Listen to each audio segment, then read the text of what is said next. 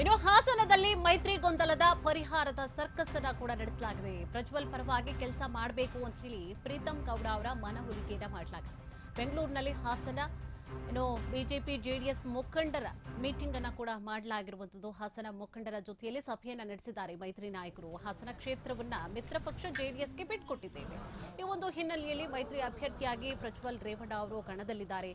ಪ್ರೀತಂ ಗೌಡರು ಎನ್ಡಿಎ ಅಭ್ಯರ್ಥಿ ಪರವಾಗಿ ಪ್ರಚಾರವನ್ನ ಮಾಡಬೇಕು ಅಂತ ಹೇಳಿ ಈಗಾಗಲೇ ಒಪ್ಪಿಕೊಂಡಿದ್ದಾರೆ. ಬಿಜೆಪಿ ರಾಜ್ಯಾಧ್ಯಕ್ಷ ಬಿವೈ ವಿಜಯೇಂದ್ರ ಅವರು ಈ ವಿಚಾರಕ್ಕೆ ಸಂಬಂಧಪಟ್ಟ ಹಾಗೆ ಮಾತನಾಡಿರುವಂತದ್ದು. ಅಳಿಯದನ್ನ ಮರೆತುಕೊಂಡು ಒಗ್ಗಟ್ಟಾಗಿ ಹೋಗೋಣ ಅಂತ ಹೇಳಿದ್ದಾರೆ.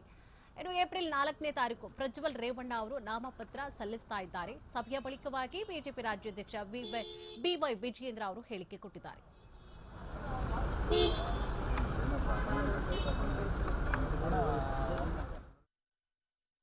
ಹಾಸನ ಲೋಕಸಭಾ ಕ್ಷೇತ್ರ ತಮಗೆ ಗೊತ್ತಿದೆ, ನಾವು ಮಿತ್ರ ಪಕ್ಷ ಆಗಿರ್ತಕ್ಕಂಥ ಜೆಡಿಎಸ್ ಪಕ್ಷಕ್ಕೆ ಬಿಟ್ಟುಕೊಟ್ಟಿದ್ದೇವೆ. ಜೆಡಿಎಸ್ಸಿನ ಅಭ್ಯರ್ಥಿಗಳು ಪ್ರಜ್ವಲ್ ರೇವಣ್ಣ ಅವರು ಕಣದಲ್ಲಿದ್ದಾರೆ.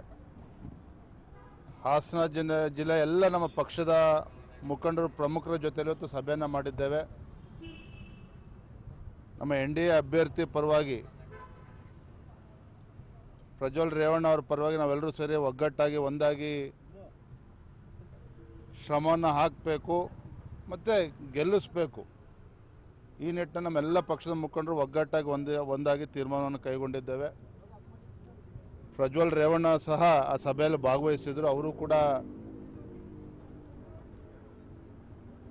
ತಮ್ಮ ಅನಿಸಿಕೆಗಳನ್ನು, ಕೆಲವು ವಿಚಾರಗಳನ್ನು ಚರ್ಚೆ ಮಾಡಿದ್ದಾರೆ. ಹಳೆಯದನ್ನೆಲ್ಲ ಮರೆತು ನಾವು ಒಗ್ಗಟ್ಟಾಗಿ ಹೋಗೋಣ ಅನ್ನುವ ಕರೆಯನ್ನು ಕೂಡ ಅವರು ಕೊಟ್ಟಿದ್ದಾರೆ. 4ನೇ ತಾರೀಕು ಹಾಸನದಲ್ಲಿ ಪ್ರಜ್ವಲ್ ರೇವಣ್ಣ ಅವರು ತಮ್ಮ ನಾಮಪತ್ರವನ್ನು ಸಲ್ಲಿಸ್ತಾ ಇದ್ದಾರೆ.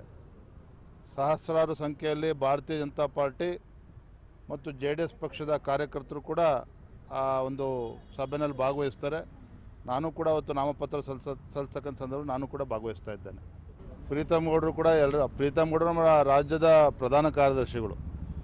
ಇವತ್ತು ತೆಗೆದುಕೊಂಡಿರ್ತಕ್ಕಂಥ ತೀರ್ಮಾನ ಎಲ್ಲರೂ ಕೂಡ ಕೂತು ಒಟ್ಟಿಗೆ ತೆಗೆದುಕೊಂಡಿರ್ತಕ್ಕಂಥ ತೀರ್ಮಾನ. ಆದರೆ ಯಾವುದೂ ಕೂಡ ಗೊಂದಲ ಇಲ್ಲ, ನಿಮ್ಮಲ್ಲೂ ಕೂಡ ಗೊಂದಲ ಇರ್ತಕ್ಕಂಥ ಅವಶ್ಯಕತೆ ಇಲ್ಲ. ಅವ್ರು ಒಂದು ನಿರ್ಧಾರ ಮಾಡಿದ್ದಾರೆ, ಯಾವುದೇ ಕಾರಣಕ್ಕೂ ಮಾತನಾಡಬಾರ್ದು ಅಂತ ಪ್ರೀತಮಣ್ಣವರು ಮೌನವಾಗಿ ಇದ್ಕೊಂಡು ಕೆಲಸ ಮಾಡಿ ನಮ್ಮ ಅಭ್ಯರ್ಥಿ ಪರವಾಗಿ ಕೆಲಸ ಮಾಡ್ತಾರೆ. ಎಲ್ಲರೂ ಕೂಡ ಒಗ್ಗಟ್ಟಾಗಿ ಕೆಲಸ ಮಾಡ್ತಾರೆ.